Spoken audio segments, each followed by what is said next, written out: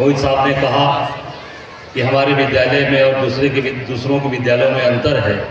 मैं इतना ही कहना चाहूँगा कि सुल्तानपुर ज़िले में एक अच्छा विद्यालय चलाना अपने आप में मैं समझता हूँ कि बहुत ही चैलेंज का काम है ये, निश्चित तौर से, क्योंकि आज यहाँ जो बच्चे जो बच्चियाँ जो यहाँ पर शिक्षा ग्रहण कर रहे हैं वो एक साधारण परिवार से, एक सामान्य परिवार से आते हैं।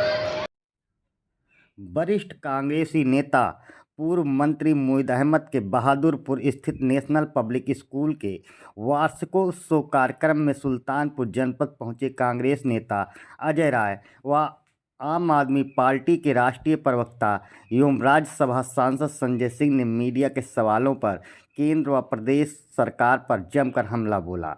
जरा आप भी सुनिए दोनों नेताओं ने क्या प्रतिक्रिया व्यक्त की है। गठबंधन बिखर गया क्या? केजरीवाल जी ने कहा है दिल्ली में अकेले लड़ने की बात। देखिए, निश्चित तौर से जैसी स्थितियाँ परिस्थितियाँ होती हैं उस तरह से निर्णय होता है।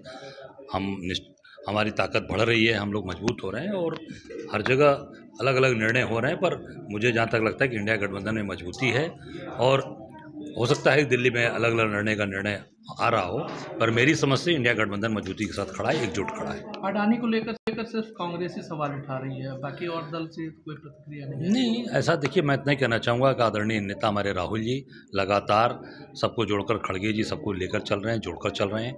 और अडानी जो आज मोदी की पूरी तरीके से, अडानी और मोदी एक हैं। अडानी का चेहरा मोदी है पार्लियामेंट के अंदर, देश के अंदर, और पूरे देश को शोषण हो रहा है। महंगाई, बेरोजगारी, आप देखिए चरम पे, सारे सामान महंगे हो रखे हैं। एकाधिकार, अडानी का एकाधिकार हो रखा है, हर चीज़ पे अडानी हावी हो रहे हैं।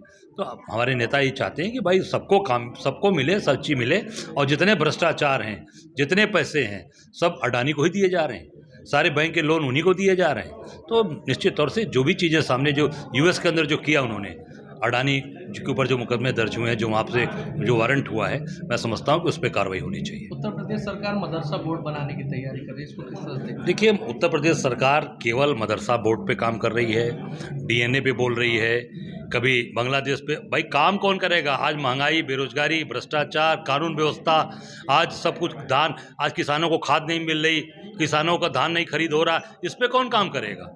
ये केवल लोगों को भटकाना, ये बंद करिए और जनता का काम करिए, नहीं तो जनता निश्चित तौर से देख रही है।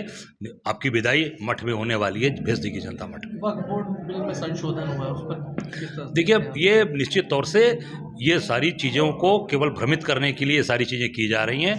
काम और लोगों का दिल जितना, लोगों को आज गरीबी, जो आज लोग परेशान हैं, आत्महत्याएं कर रहे हैं, आज कानून व्यवस्था ध्वस्त है, ये सारी चीज़ों को केवल डाइवर्ट करने के लिए सारी चीज़ें की जा रही हैं। आप लोग चाहते हैं देश में सनातन बोर्ड बने, इसकी मांग हो रही है? नहीं, निश्चित तौर से आप पहले बांग्लादेश में लोगों की रक्षा करिए, सरकार आपकी है, आप मजबूती से वहाँ लोगों की रक्षा करिए, काम करिए। मैं समझता हूँ कि सारा अपने आप संदेश पूरे देश और पूरी दुनिया में चला जाएगा। संभल हिंसा में जांच के दौरान पाकिस्तानी कारतूस मिले, ऐसी खबरें हैं। नहीं, देखिए, ये आप जब तक वहाँ राजनीतिक दल के लोगों को जाने नहीं देंगे, हमारे नेता आदरणीय राहुल जी को नहीं जाने देंगे, ये सब सरकार के द्वारा प्लांट की हुई चीज़ें हैं। कभी पाकिस्तान का कनेक्शन जोड़ रहे हैं, कभी अमेरिका का कनेक्शन जोड़ रहे हैं, और ये सब जोड़ कर केवल डाइवर्ट कर रहे हैं। इस सरकार ने जानबूझकर वहाँ पुलिस से हत्याएं कराई हैं। पुलिस के ऊपर जो हत्याएं की हुए पुलिस के लोग हैं, उन पर 302 का मुकदमा दर्ज हो, उनको जेल भेजें।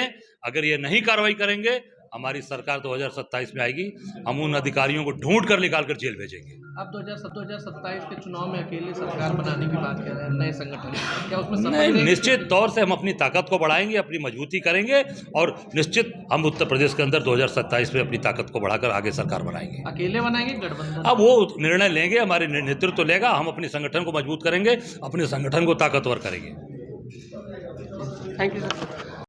ये इंडिया गठबंधन में कुछ बिखराव हुआ है क्या? अरविंद केजरीवाल जी दिल्ली में अकेले लड़ने की बात कह रहे हैं। देखिए, ऐसा है कि हमने हरियाणा में प्रयास किया और पिछले 10 साल से अकेले हम लोग बीजेपी को दिल्ली में हरा रहे हैं, बुरी तरीके से हरा रहे हैं। इस बार के चुनाव में भी प्रचंड बहुमत से आम आदमी पार्टी जीतेगी और हम अकेले चुनाव लड़ेंगे।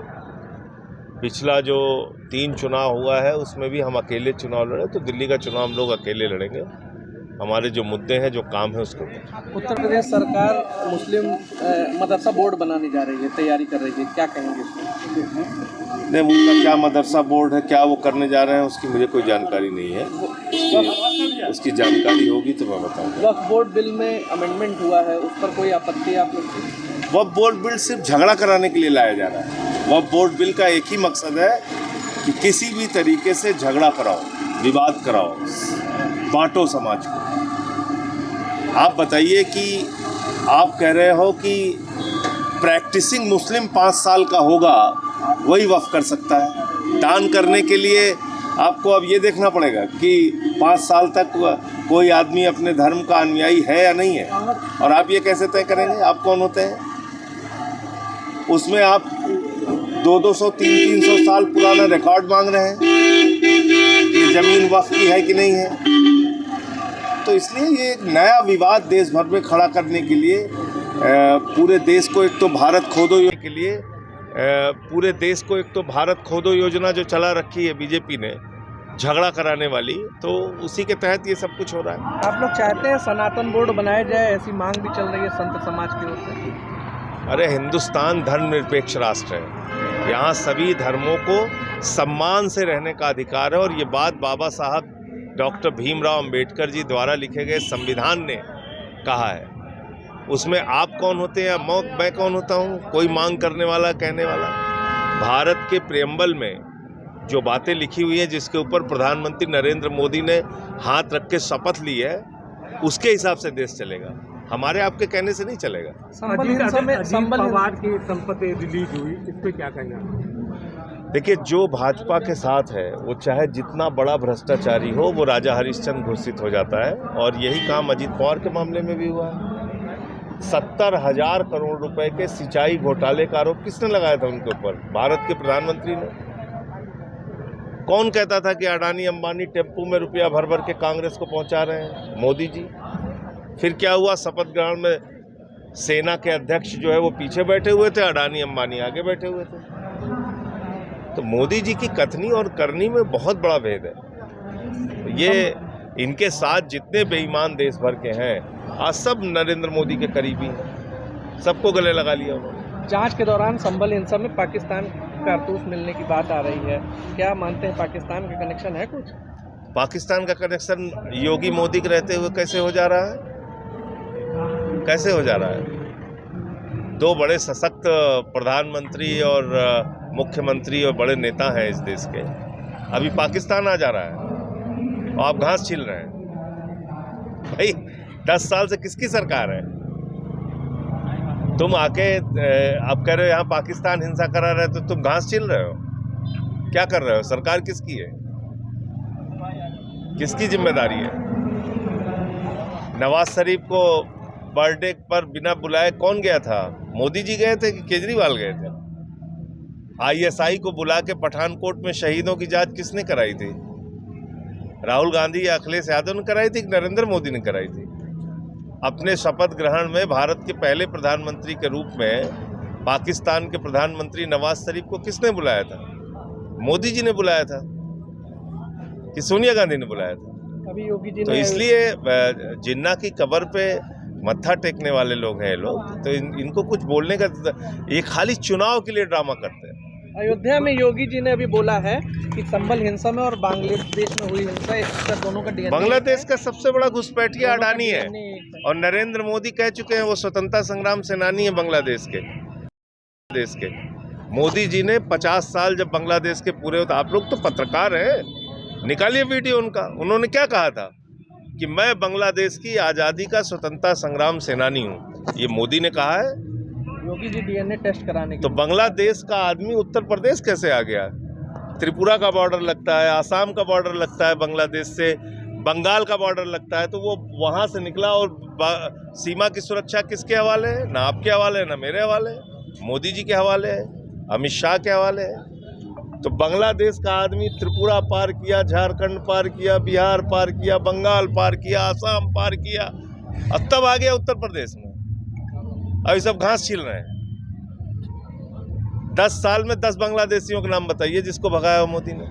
तो मोदी जी ने हजारों करोड़ का ठेका अडानी को भारत की बिजली चोरी करके बांग्लादेश को दिलवा रहे हैं, पता है आपको?